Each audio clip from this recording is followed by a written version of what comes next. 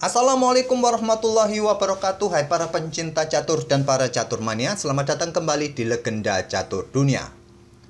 Kejuaraan dunia Fish Random tadi malam libur kawan setelah menyelesaikan tahap penyisian grupnya untuk merefresh, menyegarkan kembali otak para pemain untuk segar menghadapi semifinal kawan. Jadi kali ini saya akan sedikit bercerita mengenai Hikaru Nakamura dan saya akan berikan gamenya dari Nakamura di matchday ketiga. Tapi saya akan sedikit bercerita kawan mengenai Hikaru Nakamura ini dalam event Fish Random yang pernah dia ikuti.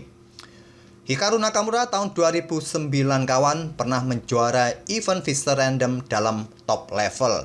Bisa dibilang ya saat itu Hikaru Nakamura merupakan salah satu pemain terbaik Fish Random atau bisa dibilang juara dunia Fish Random tak resmi. Kemudian tahun 2018 kawan, Hikaru Nakamura ini dipertemukan dengan juara dunia klasik dalam permainan Fish Random. Seperti yang kalian lihat di tabel kawan, Nakamura kalah 10-14 atas Magnus Carlsen. Dan Carlsen pun menjadi juara dunia Fish Random tak resmi tahun 2018.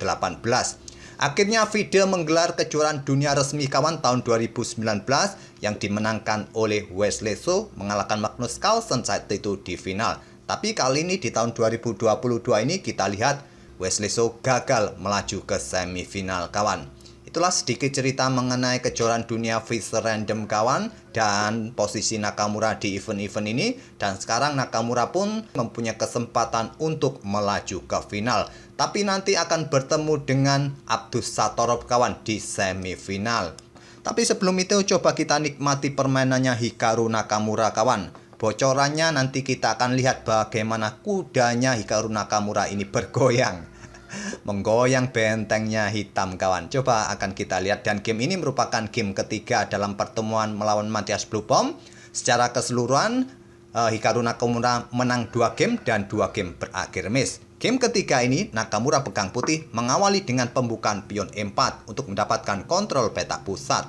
Dijawab dengan pion E6 untuk dukungan pion D5-nya mungkin pion D4, pion D5, pion G3 untuk memperkuat pionnya kawan. Di peta E4 juga mungkin persiapan dengan pion F4-nya. Oleh karena itu pion G5 dimainkan dan Nakamura mendahului pertukaran pion E pukul, pion D5 diambil balik oleh pion D. Selanjutnya gajah berkembang ke peta D3. Lanjut Nakamura. Persiapan kawan untuk mendapatkan diagonal yang terbuka di sini. Walaupun di sini tadi ya bisa saja melakukan strike, tapi ya masih ada gajah yang bisa blokade di diagonal terang ini. Blupom melanjutkan pengembangan kuda B6-nya, pion C3 untuk perkuat posisi pion pusat. Di sini gajah berkembang ke D7. Langsung blokade diagonal terang agar tidak ada ancaman di diagonal terang ini terhadap rajanya. Dibalas Nakamura pengembangan kuda C2. Langkah terbaik bukan memilih petak B3. Petak C2 menurut engine pilihan terbaik. Gajah D6 melanjutkan 2 perwira gajahnya. Di sini gajah berkembang ke D2. Sama-sama melanjutkan pengembangan perwira, incar pion G5 di backup dengan pion H6. Di strike oleh Nakamura, counter petak H4 kawan dengan pionnya dipertahankan dengan menteri G7. Agar kawan kalau tadi memilih pertukaran pion yang dikhawatirkan hitam nanti akan mempunyai pion yang terpisah-pisah. Kalau sekarang di backup dengan menteri G7, kalau terjadi pertukaran pion nanti tetap akan diambil balik oleh pion H dan terjadi keseimbangan pion di sisi kanan papan ini. Pada posisi ini kawan, Stockfish menyarankan dengan pion B3 kontrol petak C4, kemungkinan dibalas dengan kuda F6, kalian melanjutkan pengembangan kuda E2. Nakamura lebih memilih mengaktifkan kudanya ke E3 dan dijawab dengan langkah kuda ke E7. Kontrol petak F5 ini kawan cukup penting karena ancamannya tadi kawan pergerakan gajah ini menantang pertukaran, oleh karena itu dihadang dengan kuda E7. Benteng E1 lanjut Nakamura, sekarang pion F5. Kuda berkembang ke F3, pion F4, lanjut Matthias Blupom menantang pertukaran. Diladeni Nakamura, diambil balik menggunakan pion kawan. Langkah terbaik ambil balik dengan gajah, tapi mengambil dengan pion G. Di sini kuda ke G2, ingin rebut pion ini kembali, benteng F8, jawaban Matthias Blupom. Dan sekarang posisi raja bisa melakukan rokade di langkah berikutnya kawan. Pada posisi ini Stockfish menyarankan kuda ini bergerak ke petak E5 dan dipilih oleh Nakamura langsung. Blokade kawan, akses gajah melindungi pionnya dan langsung disikat oleh Matthias Blubom. Diambil balik dengan benteng agar pion ini tidak menjadi pion yang terpisah kawan kalau mengambilnya dengan pion. Oleh karena itu Nakamura ingin tetap solid dengan para pionnya, ambil balik dengan benteng. Kuda C6, benteng kembali mundur ke E1. Dan di sini kawan, menteri ke petak G4. Langkah yang cukup logis kawan, mempertahankan pion F4-nya. Kalau tadi pion ini didorong kawan, ya simpel kuda bergerak, tak ada masalah juga. Tapi bukan juga pilihan terbaik. Langkah logis menteri ke petak G4 ini menurut pandangan kita cukup logis, pertahankan petak F4 ini kawan. Kalau kalian ingin langkah nyeleneh dari Stockfish lebih menyarankan dengan langkah kuda pukul pion D4, melakukan pengorbanan kuda. Diterima, kalian ambil balik dengan menteri kawan dan ancam gajah mundur ke E2 dan di sini kalian amankan dulu raja kalian rokade panjang. Dan jika di sini putih juga melakukan rokade panjang, kalian aktifkan kuda ke C4. Pressure gajah di sini ataupun ancaman skakmat, gajah C3, menteri ambil pion F2. Di posisi ini kawan, memang terlihat hitam kehilangan satu perwiranya, tapi engine menyatakan permainan ini masih cukup menarik, masih cukup bagus posisi hitam, bisa melakukan counter. Tapi tadi memilih dengan langkah menteri ke petak G4 dan pada posisi ini pilihan terbaik menteri ke H2, tetap pressure pion ini. Kalau pion ini didorong ya kuda simpel bergerak kawan. Posisi menteri ini mendapatkan posisi yang bagus, tapi langsung memilih rokade panjang mengamankan raja terlebih dahulu, pilihan nomor 2. Hitam juga rokade panjang. Kuda bergerak ke C4 tadi juga bagus dipilih oleh hitam. Di sini barulah menteri H2, pressure pion F4, pion tidak didorong kawan, ya kuda simpel pindah, tak ada masalah. Di sini memilih dengan gajah F5, langkah terbaik menantang pertukaran gajah terang. Ditolak oleh Nakamura, memilih ambil pion F4 dengan menterinya. Kalau gajah ambil gajah, ya menterinya tewas kawan. Tapi kalau kalian pada posisi ini ingin mendahulukan pertukaran gajah terang terlebih dahulu, jika diambil balik dengan benteng kawan, kalian ambil balik dengan menteri juga tak ada masalah, tetap pion ini akan tetap jatuh. Kalau kalian ambil balik dengan benteng dengan ide mungkin ditumpuk, maka jangan sampai ditumpuk kawan. Bahaya kalau sampai ditumpuk. Benteng G1 serang menteri dan menteri tidak mempunyai banyak petak untuk melangkah. Seumpama menteri ini bergerak ke petak ini kawan, jawabannya adalah ya tetap benteng G3 ancam menteri. Kalau menteri bergerak mundur untuk lari, tetap akan dikejar kawan. Dengan benteng E1 pun menteri bisa terjebak.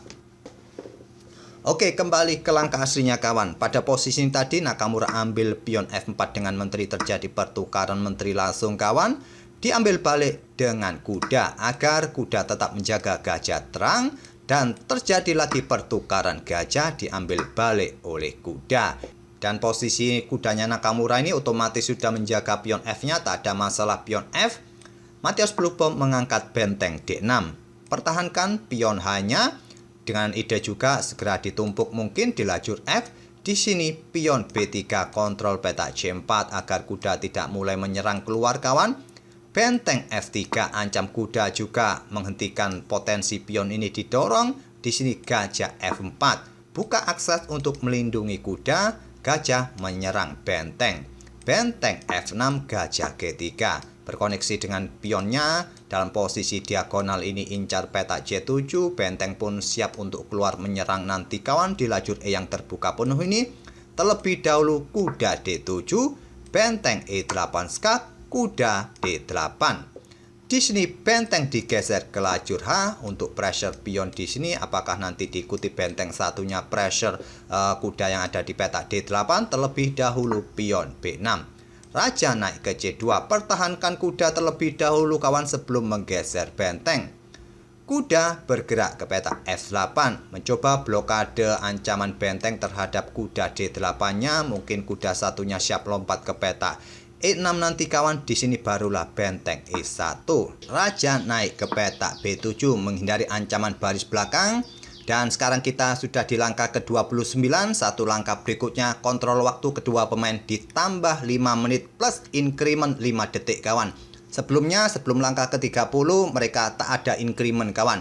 Dan coba lihat sampai langkah ke-29 ini Nakamura bermain cukup cepat, masih mempunyai kontrol waktu 7 menitan. Nanti selepas itu ditambah 5 menit lagi, tentu sudah di atas 10 menit. Sedangkan Matthias Blupom ini hanya bermain tadi beberapa langkah dengan di bawah 10 detikan kawan. Nakamura melanjutkan goyangan kuda kawan ke peta E5 ancam benteng. Benteng bergerak ke peta F5. Kuda bergoyang lagi ancam benteng satunya, benteng ke C6. Diikuti benteng satunya ingin rebut pion C3 mungkin. Diantisipasi Nakamura dengan kuda E3. Ancam benteng kembali. Dan benteng ini sudah overload kawan, harus menjaga kuda F8 dari ancaman benteng, juga harus menjaga pion ini. Benteng memilih dengan naik ke peta F3. Kuda ambil pion D5, tetap menjaga pion dari ancaman 2 benteng hitam. Matthias Blupom melangkah dengan kuda D naik ke peta E6. Keluar kawan, ancam pion D4. Raja bergeser menghindari pin-pinan dan di sini kuda ke G7.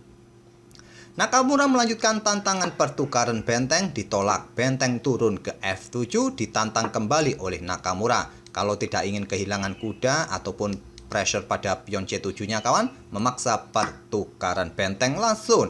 Diambil balik oleh kuda ancam benteng dan benteng ini bergerak ke peta F6. Di sini kuda bergerak ke D5 lagi kawan. Kembali ancam benteng dan garbuan terhadap pion C7. Langkah terbaiknya adalah pertahankan pion kawan, tapi memilih peta F5. Dan kalian pada posisi ini sah-sah saja, aman-aman saja ambil pion C7 dengan kuda. Tapi Nakamura memilih dengan langkah kuda E3 ancam benteng kembali. Benteng ke F6 dan diancam lagi oleh Nakamura dengan kuda G4. Goyangan Nakamura dengan kuda ini cukup merepotkan kawan. Dan dapat dipastikan pion ini jatuh di langkah berikutnya. Benteng F3, di sini tidak terburu-buru ambil pion, mengejar benteng lagi dengan raja ke E2. Dan kalau kalian ambil pion ini, tentu kuda tidak ada yang menjaga kawan, bisa tewas. Benteng F7, barulah benteng ambil pion H6. Benteng keluar agar tidak terjebak oleh kuda-kuda hitam. Dan di sini Nakamura sudah terlihat unggul 3 pion kawan, sulit mengimbangi permainannya lagi. Kuda ancam benteng di F5 dan ditantang oleh Nakamura dengan benteng F6. Di langkah ke-43 ini Matthias Blupom menyerah. Tentu saja pertukaran benteng sudah tidak bisa dihindari. Dengan keunggulan 3 pion sulit mengimbanginya lagi permainan Nakamura ini kawan. Kita lihat tadi permainan kudanya Nakamura nih, goyangannya merepotkan benteng-benteng hitam kawan. Cukup asik goyangan dari Nakamura tadi dengan kudanya. Dan itulah kawan game Nakamura di game ketiganya melawan Matthias Blupom. Ya tak perlu kita lanjutkan lagi lah kawan, langkah-langkah game seperti ini. Kalian kaum pos ronda pun pasti masih bisa melanjutkannya. Tentu kalian masih bisa menang, kecuali kalian mengantuk atau kurang ngopi atau dipanggil istri pulang kawan. Jadi gamenya tidak berlanjut. Oke, kita akan bertemu di video-video berikutnya. Terima kasih. Wassalamualaikum warahmatullahi wabarakatuh.